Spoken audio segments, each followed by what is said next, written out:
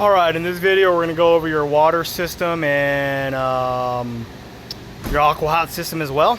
So we are on the driver's side here. Let's walk up to your wet bay area. In your wet bay area right here is going to be this Nautilus valve system right here. And you got a water filter, you got your sprayer nozzle for your outdoor shower. Let's kind of go over this Nautilus system here. So your inlet is going to be right here. That's where you're going to put your water hose through. You can get it through the door, so you don't have to keep the door open. There's a little flap on this outside of the door, so your water hose goes in, connects to this water inlet here. So now, with your hose connected to the water inlet, depending on how you want to direct the water into the system, there's a couple of different options here.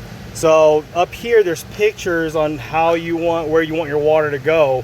And so according to these pictures is how you want to set up your valve system. So if you're going to be going to campgrounds and all that kind of good stuff, campgrounds or a park, and they're supplying you with water, city water, you want these valves right here to match city water. And then you'll be using the city water pressure to give pressure to your faucets and shower. If you're going to be filling up your freshwater holding tank, you want to put it into power fill tank right here. And then you'll start filling up your freshwater holding tank. You do have another manual fill here underneath this wet bay area, so we'll remove this cap, and this is another direct line that goes into your freshwater holding tank.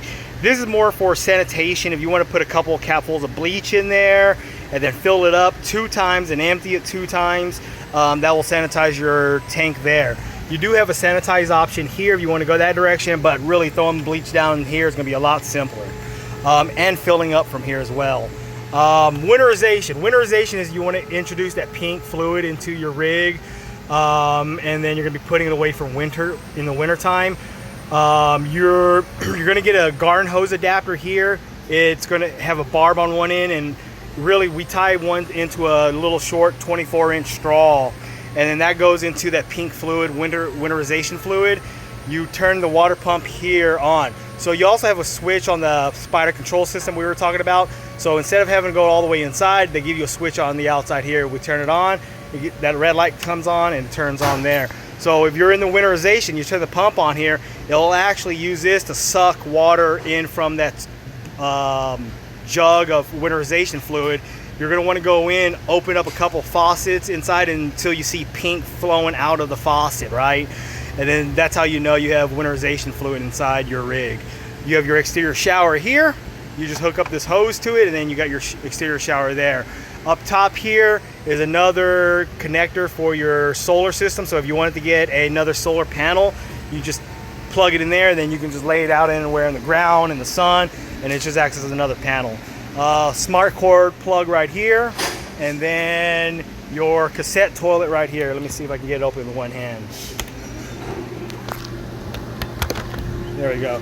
Opens up, exposes your cassette toilet right here.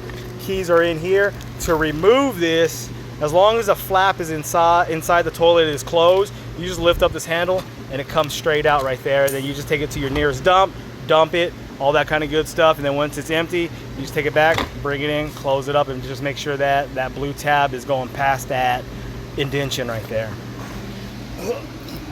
Let's walk on in the inside. You do have another valve, actually while we're out here at the cassette toilet, you do have a valve right here that I'm pointing to. It's just an isolation valve, so if you have a leak inside your toilet or something like that, you can turn this valve and just kill power or kill flow to your toilet. Close that up. And we'll walk on the inside here.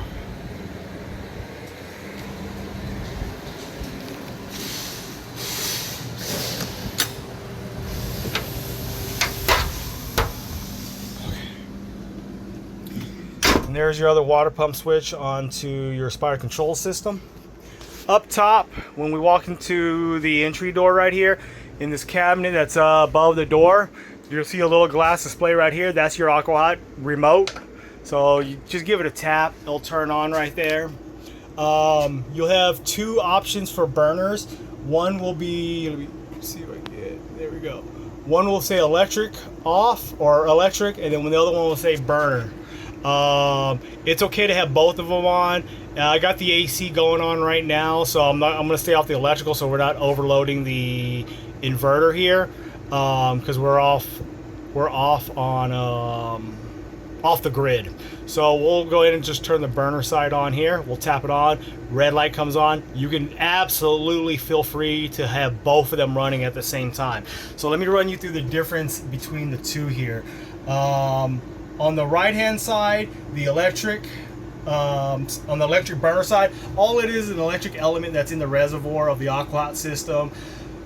If you're using it for comfort heat, you can use the electric side, or if you're at a campground, electric side all day long. But say if it's you and another person camping out with you or whatever, and y'all gonna be taking showers back to back, you definitely, if you're gonna be using water, you want to stay on the diesel burner side over here. Okay, definitely tap that on so you can see that. And then if you're not highlighted on the interior heat priority, then it's always going to be in hot water heat priority.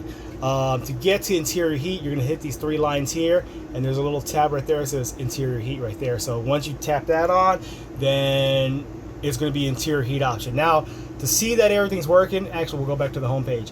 If anything isn't working, right here where it says interior heat, you will see a fault code there. Now, if you see a fault code there, go to those three lines, and then you can go to the diagnostics right here, and then faults. It'll give you a list of what faults are going on and all that kind of good stuff there, right? No faults active, so we'll go back. Now, if you want to see what how hot your coolant reservoir is, you go back here to we'll go to diagnostics right here, diagnostics again right there, and then next, and then right there was this tank thermistor.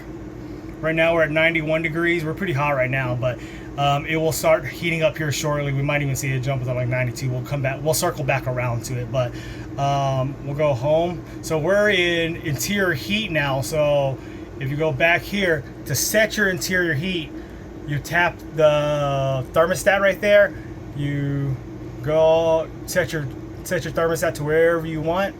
It only goes up to 84, 86, 86.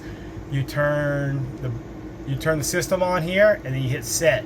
Now you'll see heating highlighted there, and now we're going to be heating up to 86 degrees there.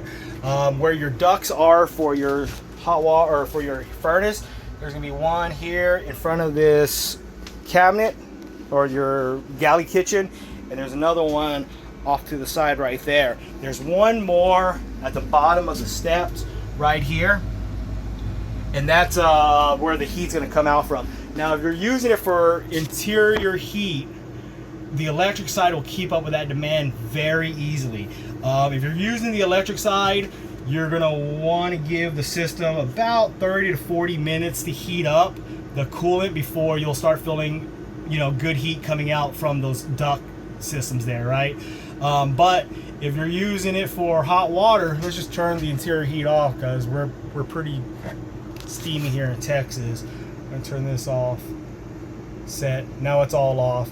We're gonna go back to the three lines, turn interior heat priority off, and let's just see if, yeah, we're going up right now, so we're at 92, so it's starting to heat up there. So we'll go home, we'll give it a second to kick on so I can demonstrate the water system for you. But that's pretty much your aqua system. If you have any questions, feel free to give me a call. I can help you run through it, but it's a pretty easy system. Like I said, if you're going to be taking showers one after the other and multiple showers, definitely diesel burner side. Or actually, anytime you're going to be using hot water, if you want the water demand to keep up with your demand, then burner side on, okay? Now let's go into the shower, and I'll show you the miser here. So toilet right here. Actually, we're going to turn that water pump on. Water pump on. You got a cover for your sink right here. I just want to test the water pump on. And we're probably not set up for city water or dry camping, so let's make sure that we're set up for dry camping.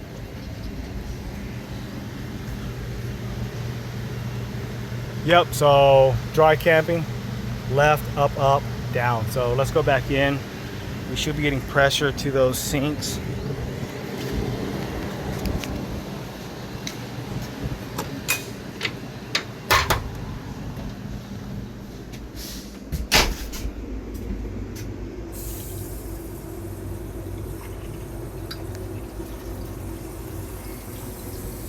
Yeah, there it goes. It's flowing about better now. There we go. Okay, so water going. Let's go into the toilet here.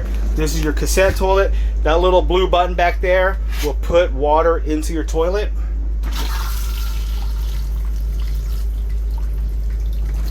And then when you're ready to flush, there's a little notch down here. You move it to the side, it flushes down, close it up, close your seat up. Now,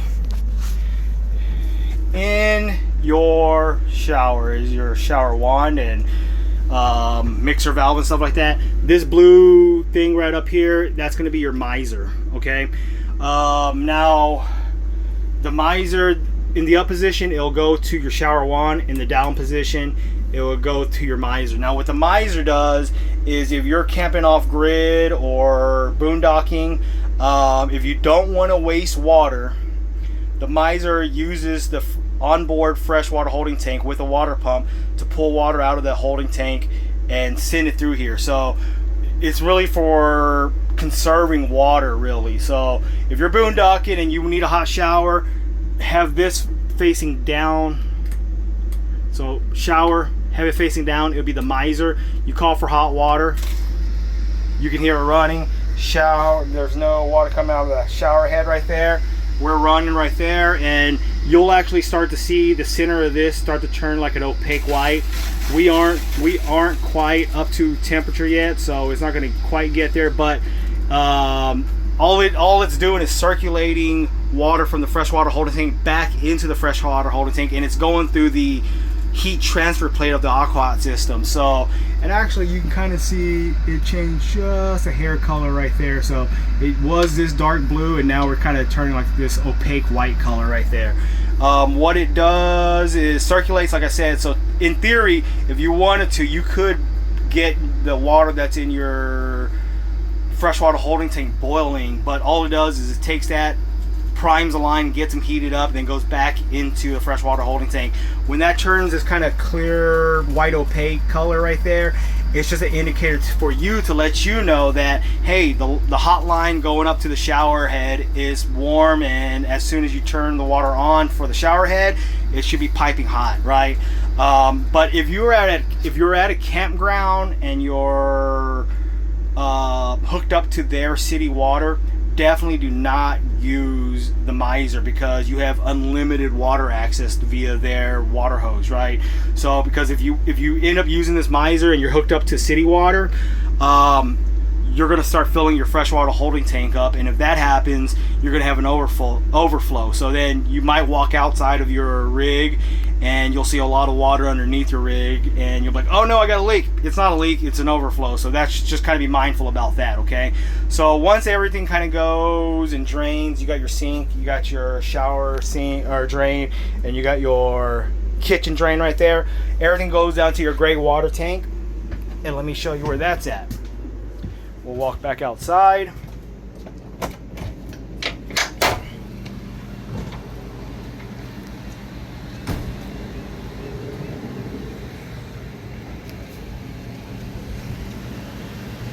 And under your wet bay area right here in this lower compartment, you're gonna push these tabs in, drop down. You got your sewer hose carrier right there, and this gate valve right here. Once you pull that, it'll drop all the water that's in your gray tank, and it's going to be underneath the rig right there. Okay, take that cap off, put your gray tank or black tank sewer hose on there, and take it to the dump, and then just dump it out. There we go.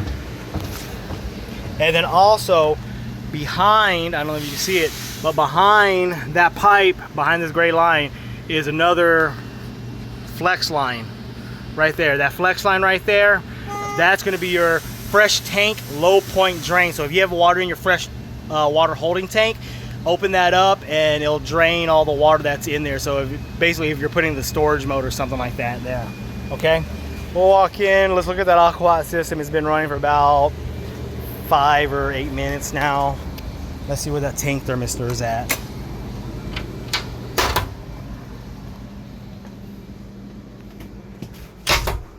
Here, go back up here to these 3 lines. Hit diagnostics. Hit diagnostics again.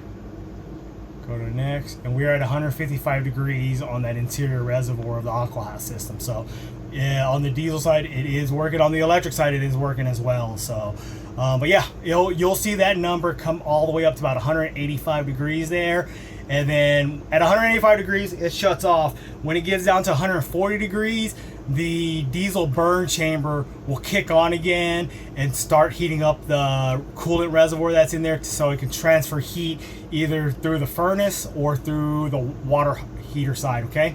But that's pretty much your water system there. And if you have any questions, feel free to give me a call.